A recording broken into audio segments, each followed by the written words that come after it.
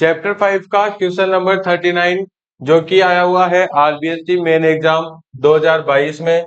तो देखो क्वेश्चन क्या पूछ रहा है, explain the mechanism of human lungs for exchange of gases. ठीक है, एक्सचेंज ऑफ गैसेस के लिए हमारे को क्या समझाना है, मैकेनिज्म समझानी है। तो ध्यान से समझना, the alveoli present in lungs are balloon like structures. ठीक है, जो एल्वियोलीज प्रेजेंट होती है लंग्स में वो बैलून जैसी स्ट्रक्चर्स होती है। The walls of the alveoli contain an extensive network of blood vessels. ठीक है, इस तरह से क्या होती है, ब्लड वेसल्स होती, सॉरी एल्वियोलीज होती है जिनकी सरफेस पे क्या होती है, एक्सटेंसिव नेटवर्क ऑफ कैपिलरीज। बहुत सारी क्या लगी हुई होती है, ब्लड कैपिलरीज लगी हुई होती है। जब एयर क्या करी जाती है, इसमें सक की जाती है, तो the lungs and फिल्स the expanded alveoli. जैसे हम एयर क्या करते हैं, इनहेल करते हैं, तो ये एल्वियोलीज क्या हो जाती है भाई, एक्सपेंड हो जाती है और बैलून की जगह क्या हो जाती है, स्वेल हो जाती है।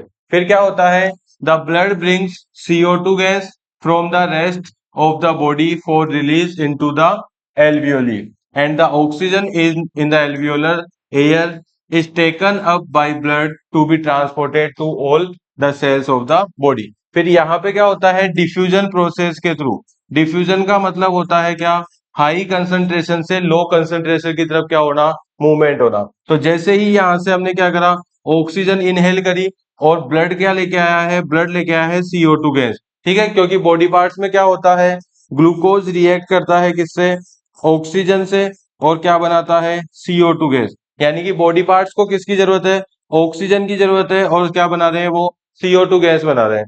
तो ऑक्सीजन लेके आई है एल्वियोली और CO2, यहां से जो CO2 रिलीज होती है वो कौन लेके आया है, ब्लड लेके आया है, कहां से, बॉडी पार्ट से लेके आया है एल्वियोलीज के पास। तो अब क्या होगा, ऑक्सीजन तो चली जाएगी ब्लड के पास और CO2 गैस आ जाएगी किसके पास, एल्वियोली के पास। कौन सी प्रोसेस के थ्रू, डिफ्यूजन प्रोसेस के थ्रू। फिर क्या होगा, CO2 गैस को तो बाहर एक्सेल कर दिया जाएगा और ऑक्सीजन को क्या कर देगा, blood different parts of the body तक ले जाएगा, ताकि रेस्पिरेशन के थ्रू क्या बनाई जा सके, एनर्जी बनाई जा सके।